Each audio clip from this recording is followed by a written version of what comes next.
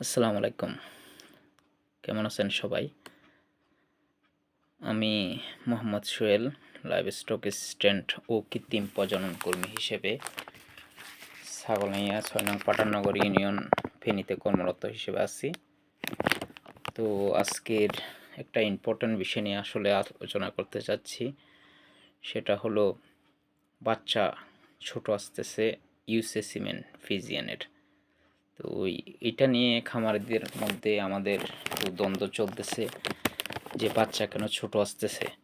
তো অলরেডি আমি ২-৩ জায়গার মধ্যে এরকম এক প্রবলেমগুলোতে ফেস করতেছি। তো স্যারদের সাথে বিভিন্ন জনদের সাথে আলাপ করে যতটুকু জানলাম আর কি। তো ওই বিষয় নিয়ে আজকে আমরা কথা বলবো। তো আজকে একটা ইম্পর্ট্যান্ট বিষয় নিয়ে, যেটা হলো বাচ্চা ছোট আসতেছে কেন, এটা নিয়ে আপনাদের সামনে হাজির হয়েছি। বর্তমানে ইউসে সিমেন আপনারা জানেন, বাংলাদেশে আমাদের এসিআই জেনেটিক্স সর্বপ্রথম বাংলাদেশের ইতিহাসে ভালো পেডিগ্রির বুল ইউএসএ থেকে আমদানি করছে, যা বিগত আমাদের আগে কেউ আমদানি করে নাই।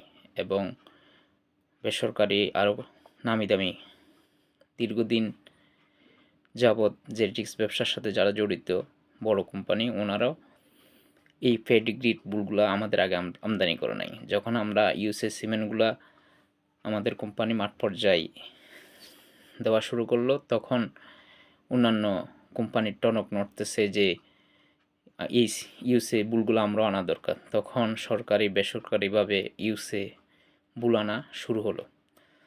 তো প্রথমে আমাদের জানতে হবে বর্তমান বিশ্বে কী নিয়ে গবেষণা হচ্ছে। তো এখন বর্তমান বিশ্বে চাচ্ছে যে ফিজিয়ান গরুকে ছোট করার জন্য, ওই জন্য অ্যাস্ট্রাজেনেকা, আল্ট্রাজেনিকা, বিভিন্ন কোম্পানি, বড় বড় কোম্পানি কোটি টাকা লবিং করতেছে যে বাচ্চা ছোট করবে।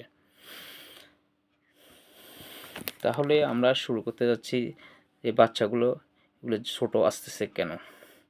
অনেক খামারি মনোকঞ্চ হচ্ছেন, আমাদের কর্মীদের সাথে খারাপ আচরণ করছেন। আসলে খামারিরা চাই বাচ্চা যেন বড় আসুক। ওয়ার্ল্ডে কী গবেষণা হচ্ছে তার সম্পর্কে খামারিদের কোনো জ্ঞান নেই, যা আমাদের কর্মীদের দিতে হবে। প্রথমে বড় ফিজিয়ান লালন পালন করতে কী সমস্যা পড়তে হয় এটা আমাদের জানতে হবে। প্রথম হলো, একটা বড় জাতের যখন ফিজিয়ান আপনি পালবেন, ওঠার জন্য পর্যাপ্ত ঘাসের ব্যবস্থা রাখতে হবে এবং বেশি পরিমাণ ঘাস দিতে হবে।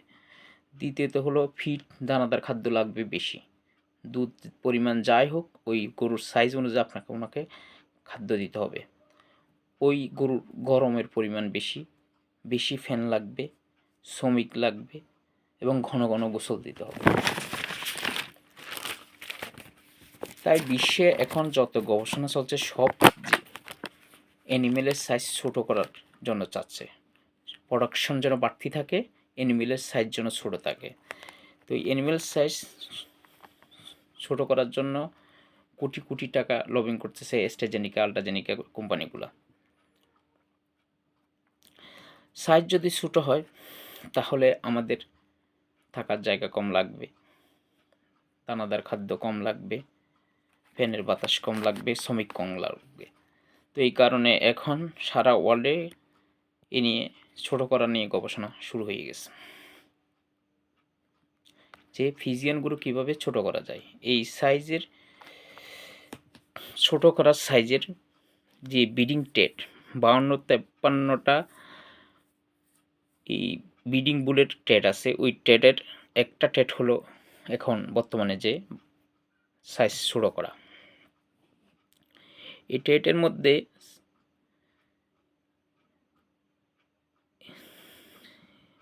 এই ছোট করাই একটা টেট।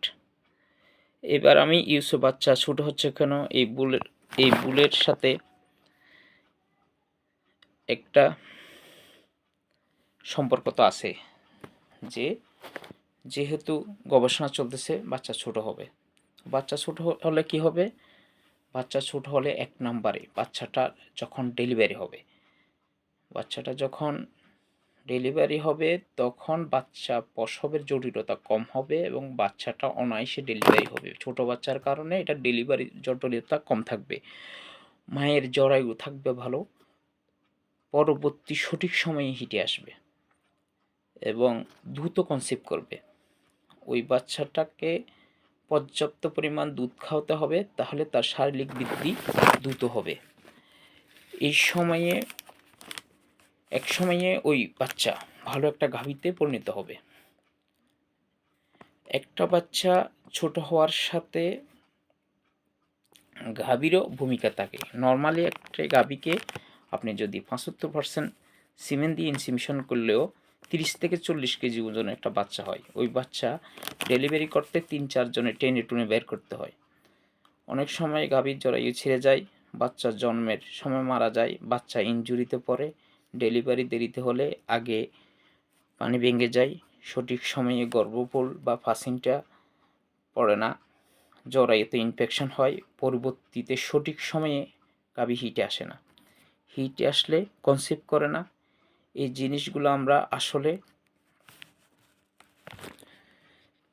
ভালো করে খেয়াল করি না। আমরা বড় পেয়ে বাচ্চা পেয়ে খুশি হয়ে যাই। একটা গাভী 45 থেকে 50 কেজি বাচ্চা দেওয়ায় তার শারীরিক স্বাস্থ্য ভালো থাকে না, তার মিল্ক ফিভার হয়, প্রোডাকশন বা দুধ কমে যায়।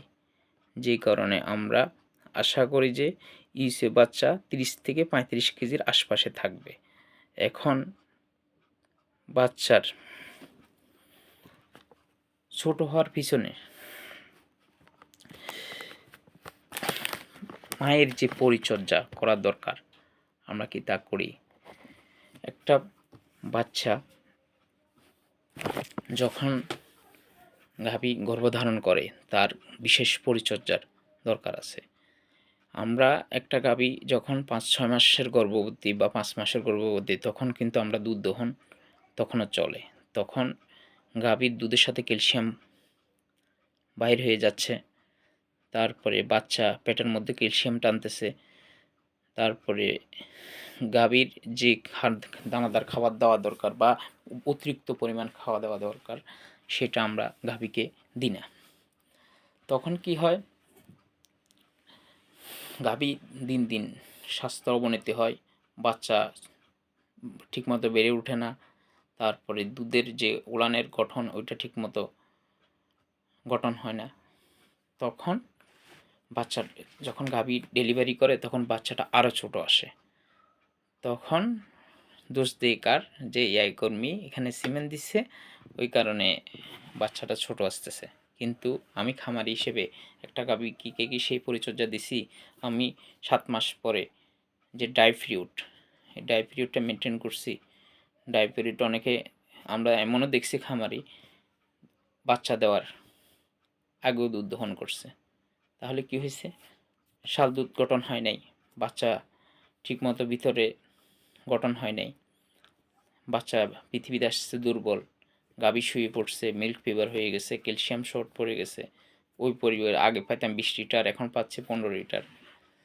তো আমরা বাচ্চা ছোট হওয়ার আরও কিছু বিষয় আছে। তার মধ্যে হলো আমি আমাদের রাজু স্যারের সাথে আলাপ করছি, আমার 2-3টা জায়গায় যখন বাচ্চা খারাপ আসতেছে, তখন স্যারে বলতেছে যে একটা বাছুর হতে যে কার বংশ থেকে আসে সেটা হতে বড় জিনিস।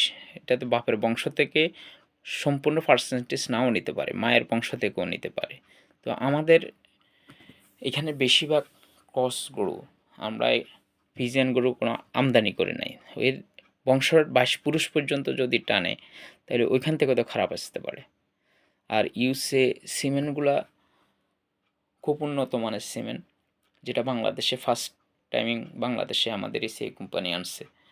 তো এই এসিআইয়ের এই গাভীগুলা আপনারা ভালো করে পরিচর্যা করেন, যত্ন নেন, বাছুরকে ঠিকমতো শাল দুধ খাওয়ান, ঠিকমতো আপনি পর্যাপ্ত পরিমাণ দুধ দেন, দেখবেন 1-1.5 মাসের মধ্যে বাছুরগুলা হয়ে গেছে। আমি আমার একটা 107-এর অ্যালেক্সের বাচ্চা আমি 12 মাস হয়ে গেছে আর হিটে এসে আমি বীজ দিছি গতকাল।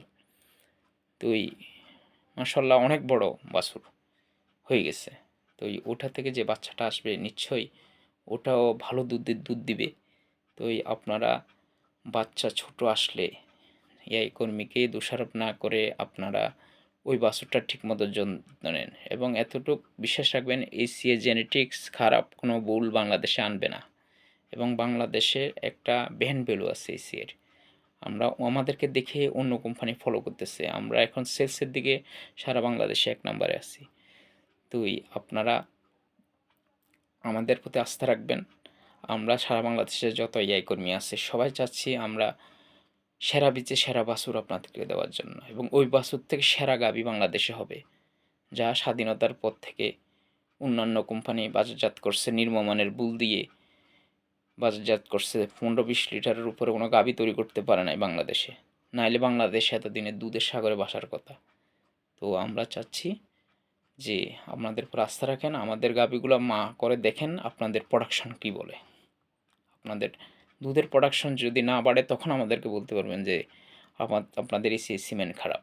আমাদের এখন পর্যন্ত যতগুলো জায়গায় আমাদের এসি8 গাভী মায়ে পরিণত হয়েছে তত জায়গায় আমাদের সুনাম হচ্ছে। আমাদের ওই দিন মহিষার একটা 7 কেজির মহিষার একটা 7 কেজির বাচ্চার মা হওয়া দেখাইছে যে এর মা থেকে 6 লিটার পারতো এখন 14 লিটার। সেম আমাদের 75% একটা গাভী 27 লিটার দুধ দিচ্ছে। তো এবং আমাদের এডওয়ার্ড জাস্টিনের মা হচ্ছে 20 লিটারের উপরে দুধ পাচ্ছে প্রায় খামারিরা। তো আমাদের উপর আস্থা রাখেন। বাচ্চা যদি ছোট আসে এআই কর্মীদের সাথে খারাপ ব্যবহার করবেন না। আশা রাখেন এসিআই খারাপ প্রোডাক্ট আপনাদেরকে দিবে না। ধন্যবাদ সবাইকে। আসসালামু আলাইকুম।